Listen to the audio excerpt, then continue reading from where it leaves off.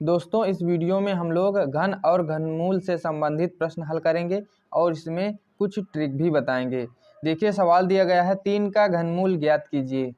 दोस्तों घनमूल का मतलब होता है किसी संख्या का उसी संख्या में 3 बार गुणा। जैसे 3 का घनमूल कहा गया है तो आप 3 का 3 बार गुणा कर देंगे, 3 गुणे 3 गुणे 3, और इसका जो उत्तर आएगा वही इसका घन हो जाएगा। तो 3 का घन हम कर रहे हैं, पहले 3 3 को 9 और 9 से फिर 3 का गुणा करेंगे तो 27 आ जाएगा। तो इसका मतलब हुआ 3 का जो घन होगा वो 27 हो जाएगा। इसी प्रकार जैसे कह दिया जाए 2 का घन ज्ञात कीजिए। घन को अंग्रेजी में क्यूब कहते हैं, क्यूब। तो घन को अंग्रेजी में क्यूब पढ़ते हैं, ये आप लोग जो है याद रखना। 2 का घन ज्ञात कीजिए, सवाल दिया गया है 2 का घन ज्ञात कीजिए। तो हम 2 का दो में ही 3 बार गुणा करेंगे। 2 का घन पूछा गया है, उसी संख्या में 3 बार गुणा घन कहलाता है। तो 2 दूनी 4 और 4 का गुणा 2 के साथ करेंगे तो 8 आ जाएगा। दोस्तों आपको ये वीडियो समझ में आ रहा होगा। अब हम देखते हैं घनमूल कैसे ज्ञात करते हैं।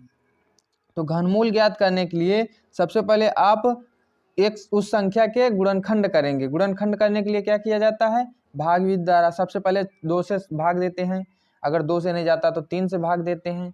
तो पहले हम 2 से देखते हैं, 2 से अगर भाग देते हैं तो ये पूरा कट जा रहा है, 2 4 को 8। अब फिर से हम 2 से भाग देकर देखते हैं तो ये फिर कट जा रहा है, फिर 2 से भाग देते हैं तो फिर कट जा रहा है। ये क्रिया आपको तब तक करनी है जब तक नीचे 1 ना आ जाए। तो हमें 3 बार में 1 आ गया। अब इसके जो है हम 3 बार गुणा करके लिख रहे हैं। जो ये संख्याएं आई हैं इधर, इनको आपको गुणा करके लिख देना है। अगर 3 3 का जोड़ा बन रहा है तो इसका मतलब संख्या का घनमूल निकल रहा है।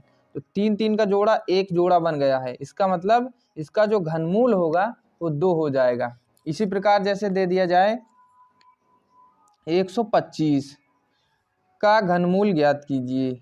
घनमूल ज्ञात कीजिए, ज्ञात कीजिए। तो सबसे पहले हम इसका जो है गुणनखंड भाग विधि से गुणनखंड करेंगे। तो इसको जो है सबसे पहले हम किस संख्या से काटेंगे, पहले 2 से देखते हैं, नहीं कट रहा। 3 से देखते हैं, नहीं कट रहा। अब इसको हम 5 से काटेंगे। तो 5 दूनी 10, यहाँ बचा 2 और इसके साथ मिलके हो गया 25, 5 पच्चे 25। 5 से कट जा रहा है, फिर से 5 से कट जाएगा, यहाँ पर आ गया 5, फिर से 5 से कट जाएगा, यहाँ पर आ गया 1।